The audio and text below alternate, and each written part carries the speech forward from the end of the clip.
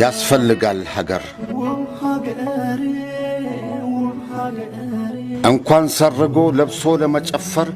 እንኳንስ አግብቶ በልጅ ለመጠራት በአባት ለመነገር እንኳንና ሰርቶ ይዞ ለመከበር እንኳን ተምቶ በሰላት በፍትሃት በወግ ለመቀበር አብዶ ጨርቅ ጥሎ ስቶ ለመኖርም ያስፈልጋል ሀገር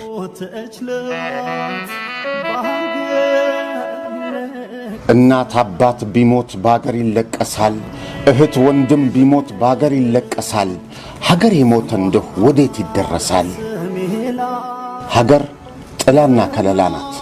ከምንም ነገር በፊት ለሀገር ቅድሚያ ስጥ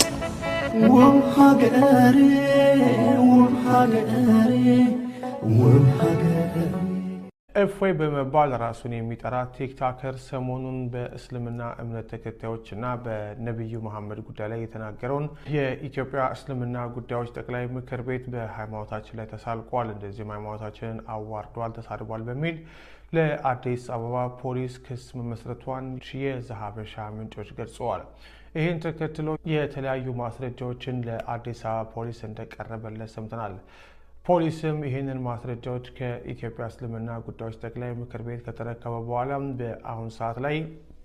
የእስር ማዘዣ አውጥቶ እፎይን በቁጥጥር ስር ለማዋል እየተንቀሳቀሰ እንዳለ የፖሊስ ምንጮቻችን ገልጸዋል።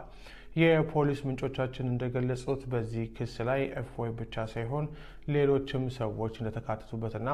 የእነሱም በቁጥጥር ስር ሊውሉ እንደሚችሉ የደረሰን መረጃ አመልክቷል። ከዚህ ቀደም የኢትዮጵያ ኦርቶዶክስ ተዋሕዶ ቤተክርስቲያንን አዋርዷል በሚል የተከሰሰ ኮሜዲ